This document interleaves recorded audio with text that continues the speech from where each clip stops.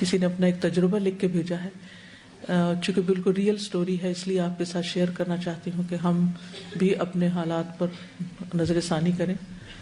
یہ لکھتی ہیں، پیاری استاذہ السلام علیکم ورحمۃ اللہ وبرکاتہ، اللہ تعالیٰ آپ کو اپنی حفظ و امان میں رکھے۔ آپ نے دین کی بجھتی شمع کو جو حیات نو بخشی ہے اور شمعوں سے شمع جلا کر جہالت کی ظلمتوں کو دور کرنے کی جو کوششیں کر رہی ہیں، اللہ تعالیٰ ان کو شرف قبولیت فرمائے اور مزید برابر کرے، آمین۔ غیبت سے متعلق، بیک بائٹنگ سے متعلق اپنا ایک تجربہ آپ سے شیئر کرنا چاہتی ہوں۔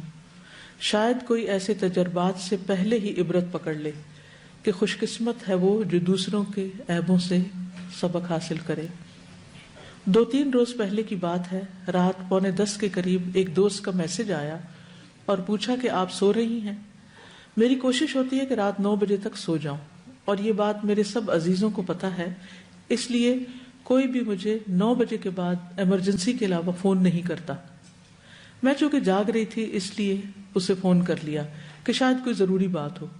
خیر بات ہوئی اور اس نے حال احوال کے بعد ہمارے ایک مشترکہ عزیز کی ایک بات بتائی کہ انہوں نے ان کے بارے میں فلاں سے یہ بات کی ہے، جس کے جواب میں نے کہا چھوڑو، وہ تو ہے ہی ایسا اور ایسا، اور پہلے اس نے یہ اور یہ کیا ہے۔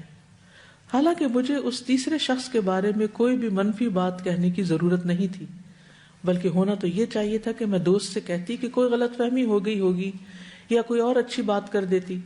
مجھے یہ بات زیب نہیں دیتی اور میری خود سے توقع بھی نہیں تھی کہ میں کسی کے بارے میں کوئی ایسی بات کر سکتی ہوں، یعنی سب اچانک ان کے منہ سے نکل گیا۔ ایسے تیسرے شخص کے بارے میں منفی بات کرنے کے فوراً بعد مجھے احساس ہو گیا کہ میں نے بہت بڑی غلطی کی ہے۔ میرا ان سے کیا لینا دینا، لیکن تیر کمان سے نکل چکا تھا۔ اس وقت میں اتنا ہی کر سکتی تھی کہ دل میں ندامت ہوئی اور دوست سے کہا اب چھوڑو اور یہ بات آگے کسی کو نہ بتانا۔ میرے وطر رہتے تھے، وہ پڑھنے کے لیے کھڑی تو اللہ سے بہت شرم آئی کہ میں نے لیٹ سو کر اور فون کر کے کیا پایا، سونے سے پہلے بلا وجہ کسی کے بارے میں اتنی خراب بات کر دی۔ اپنے لیے اور جس کی غیبت کی تھی اس کے لیے مغفرت کی دعا کرتی رہی۔ ساری رات بے چینی سے گزاری، اگلے دن بھی اس بات کا قلق رہا۔ دوسری رات خواب میں ایک بڑے فریج میں گوشت دیکھا، وہ سب انسانی گوشت تھا، ایک پوری باڈی بھی تھی، اور فریج کھول کر میں سوچتی ہوں کیا پکانا چاہیے یا کیا کھانا چاہیے۔ ساتھ ہی ایک ٹوکا لے کر مکمل باڈی سے ایک بازو کاٹنے لگتی ہوں کہ آج ایک بازو ہی کافی ہے۔ بازو کاٹنے کے لیے ہاتھ کے پاس سے ٹوکے سے ضرب لگاتی ہوں تو باڈی سے ایسی سرسراہٹ ہوتی ہے جیسے اسے درد ہوئی ہے۔ دوبارہ ضرب لگاتی ہوں تو وہ درد کی شدت کو اور محسوس کرتی ہے اور ہلتی ہے۔ میں جلدی جلدی کندھے تک ٹوکے کے وار کرتی ہوں تو باڈی غراتی ہوئی لیٹے لیٹے چلنا شروع کر دیتی ہے اور غصے سے میری طرف بڑھتی ہے۔ میں ڈر کے بھاگتی ہوں اور وہ غراتی ہوئی تیزی سے رینگتی ہوئی میری طرف بڑھتی ہے، اور میں ایک کمرے میں گھس کر اندھے سے چٹکنی لگا لیتی ہوں اور ساتھ ہی میری آنکھ کھل جاتی ہے۔ اس وقت صبح کے 3:30 بجے تھے۔ میں نے توبہ اور استغفار کی، لگ رہا تھا منہ میں انسانی گوشت کا ذائقہ اور خون ہے، کلی کی اور اللہ تعالیٰ سے معافی مانگی۔ یا ایھا الذین آمنوا اجتنبوا کثیرا من الظن ان بعض الظن اثم ولا تجسسوا ولا یغتب بعضکم بعضا ایحب احدکم ان یأکل لحم اخیہ میتا فکرہتموہ واتقوا اللہ ان اللہ تواب الرحیم۔ اللہ تعالیٰ ہمیں غیبت جیسے کریہ اور کبیرہ گناہ سے بچنے کی توفیق عطا فرمائے، آمین۔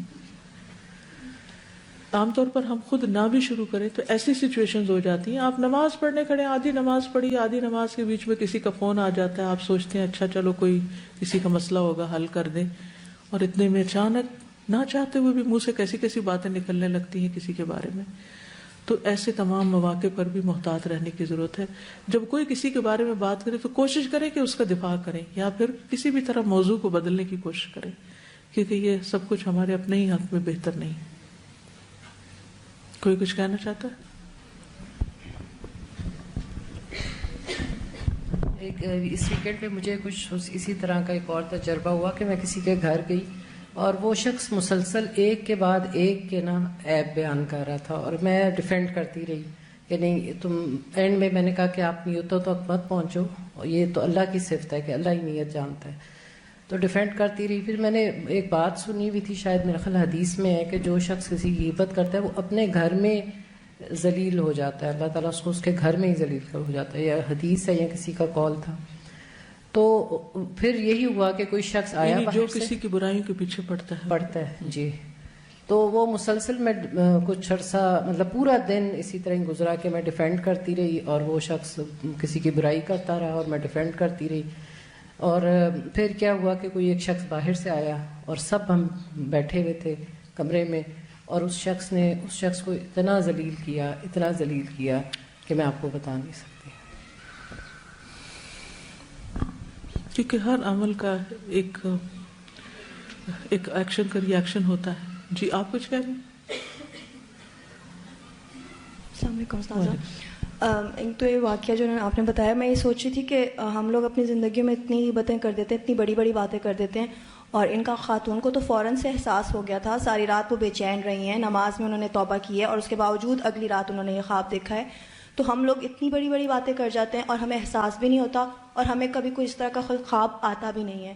تو میں سوچی تھی اس کی وجہ کیا ہے کہ ہم لوگ اتنے بڑے گناہ کر کے بھی ہمیں احساس نہیں ہوتا، اور ان کو ایک ندامت کے باوجود اتنا جو ہے وہ عبرتناک خواب دکھایا گیا ہے، ایک خوفناک صورتحال ایک ان کو زیادہ احساس دلانے کے لیے.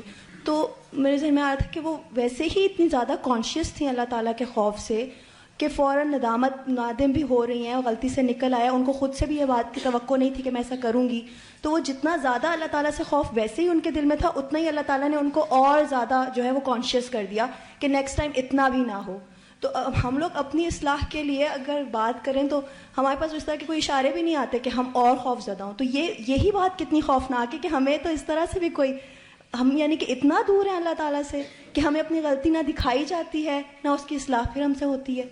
تو ہم لوگ اگر اپنی غلطیوں کی اصلاح چاہتے ہیں تو اس کے لیے بھی ہمارے اندر اتنا خوف ہونا چاہیے کہ اللہ تعالیٰ ہمیں ہماری غلطیاں دکھا دے تاکہ ہم اس پر نادم ہو سکیں. بالکل.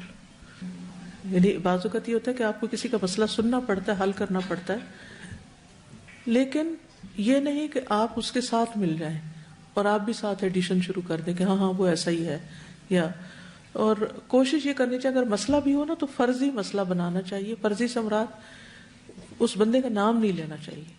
یہ کہنا چاہیے کہ اگر مثلا آپ کو کسی شکایت ہے اور آپ کسی سے مسئلہ کا حل پوچھنا چاہتے ہیں کہ کسی شخص نے مجھ سے میرے ساتھ ایسا کیا ہے تو مجھے کیا کرنا چاہیے، یعنی بجائے اس کے کہ نام لے کے اور اس کو ذلیل کیا جائے، اگر صرف مسئلہ کا ذکر کیا جائے تو وہ زیادہ بہتر صورت ہے.